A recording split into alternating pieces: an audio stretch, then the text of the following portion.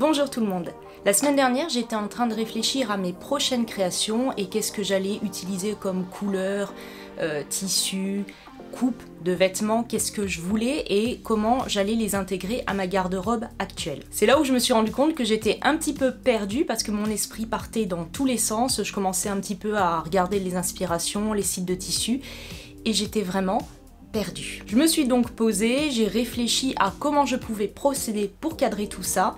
Et j'ai eu envie d'en faire une vidéo parce que je me suis dit que ça pouvait être intéressant de partager la méthode que j'ai pu mettre en place. Donc voici mes conseils pour savoir quoi coudre ou quoi acheter pour vos futurs vêtements et les intégrer facilement à votre garde-robe. La première chose, ça va être l'état des lieux.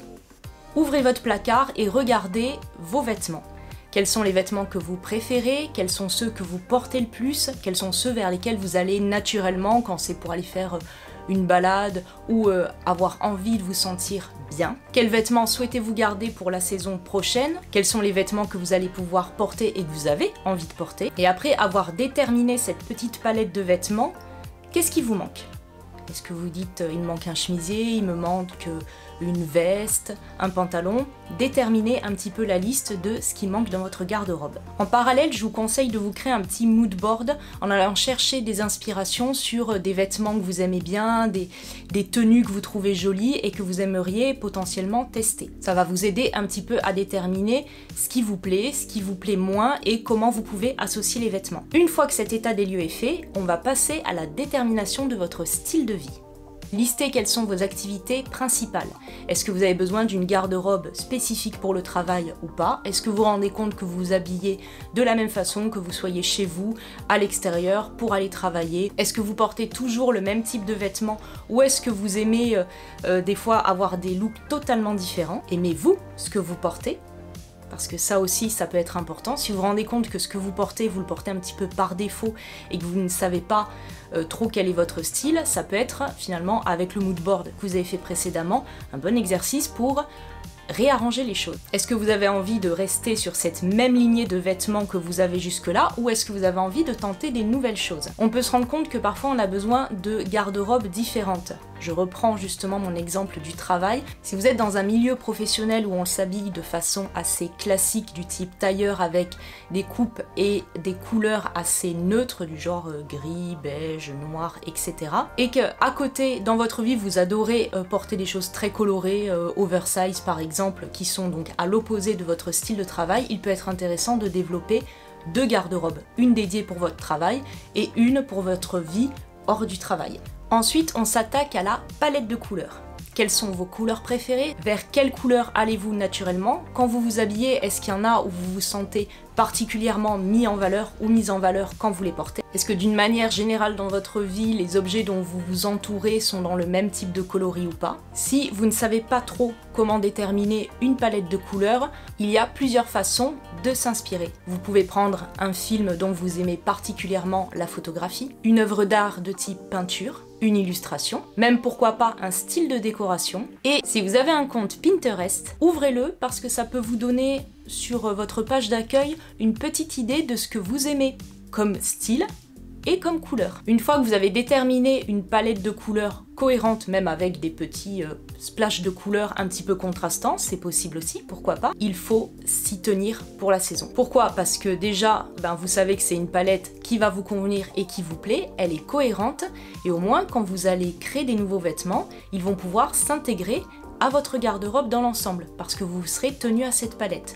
Si vous commencez en fait à prendre des couleurs qui sont hors de la palette, c'est pas un drame en soi, vous faites ce que vous voulez bien évidemment, mais il y a un risque que ça s'intègre mal à la garde-robe que vous êtes en train de vous constituer. Sur les palettes de couleurs, il y a aussi des sites internet dédiés pour les faire, des livres qui sont dessus, donc les sources d'inspiration sont multiples. Une fois qu'on a déterminé cette palette de couleurs, et voir si avec les vêtements qu'on a sélectionnés précédemment dans notre garde-robe, tout est cohérent, on va passer aux coupes. Dans quels vêtements vous êtes bien, dans lesquels vous avez confiance en vous, vous vous sentez à l'aise, vous vous sentez mis ou mise en valeur. Quelles sont vos meilleures tenues, vers lesquelles vous vous tournez naturellement. Et si vous trouvez que dans vos vêtements existants rien ne vous va, c'est probablement que vous vous trompez de coupe.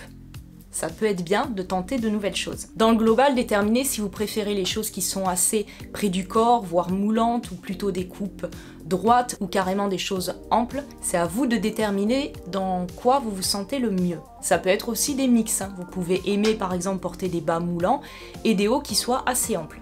C'est possible. Notez clairement ce que vous souhaitez réaliser ou acheter. Par exemple, si vous voulez vous lancer sur un chemisier parce que vous avez besoin de chemisier, déterminez la coupe. Est-ce qu'il va être manche longue, manche courte? Est-ce que vous voulez mettre des choses dessous ou pas? Quel type de chemisier vous voulez créer? Maintenant, on passe aux matières. Selon vos futures créations, votre style et la coupe des vêtements, toutes les matières ne vont pas s'adapter. Il va falloir choisir les matières en conséquence. Regardez une fois de plus les vêtements dans lesquels vous vous sentez le mieux et voyez dans quelle matière ils sont faits. D'une manière générale, bien évidemment, on va éviter tout ce qui est synthétique ou complètement synthétique du moins. Plutôt privilégier les matières naturelles comme le coton et le lin par exemple. Mais il y a parfois des mélanges de matières à la fois naturelles et synthétiques. Ça peut être une bonne chose parce que le vêtement va être plus durable dans le temps.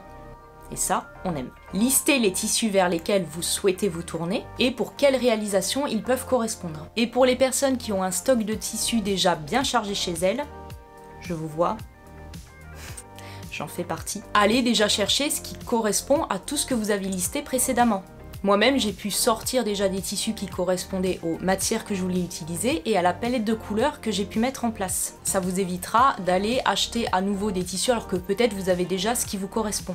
Pensez aussi aux textures. Si vous aimez bien créer par exemple des looks monochromes, ça peut être bien parfois de jouer sur différentes matières pour donner plus de profondeur à la tenue. Maintenant que vous avez toutes les cartes en main pour vos futures créations, vos recherches vont pouvoir être beaucoup plus ciblées. Vous vous armez de votre petite palette de couleurs à la main, de votre listing de créations que vous souhaitez faire et ou de matières, et vous allez soit dans les magasins, soit sur les sites internet pour acheter vos futurs tissus ou patrons selon le besoin. L'avantage sur internet, c'est que vous allez pouvoir appliquer des filtres.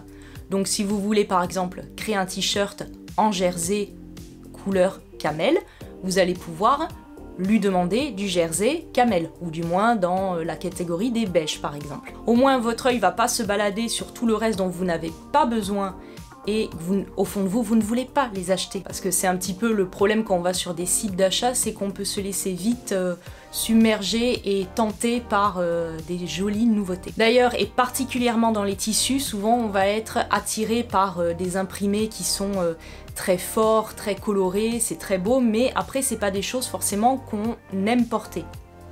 C'est très personnel, hein. Il y a des gens qui adorent les couleurs et beaucoup d'imprimés très audacieux et c'est très bien, mais c'est vrai que c'est pas le style de tout le monde, donc vigilance sur ça. De plus, les imprimés peuvent parfois mal s'agencer, ce qui va faire que vous avez une garde-robe qui est un petit peu décousue, si je puis dire. J'ai fait une petite vidéo sur le sujet, je vais vous la mettre en i si j'y pense ici, ou sinon elle sera dans la barre d'infos sur comment mixer les imprimés. Et si jamais vous voulez craquer sur un magnifique imprimé, pensez à votre palette de couleurs. Il faut que ça corresponde. Vous voulez en savoir plus, que je creuse certains points que j'ai évoqués dans cette vidéo? Vous voulez que je vous montre mon propre cas d'étude et ce que j'ai pu en sortir avec cette méthode? Vous voulez que j'analyse votre cas et qu'on trouve ensemble ce qui peut vous correspondre au mieux? Dites-moi tout ça en commentaire que je puisse le développer dans de prochaines vidéos. Si vous avez aimé celle-ci, petit pouce en l'air, et si ce n'est déjà fait, on n'oublie pas de s'abonner. Très belle journée et à bientôt dans une prochaine vidéo.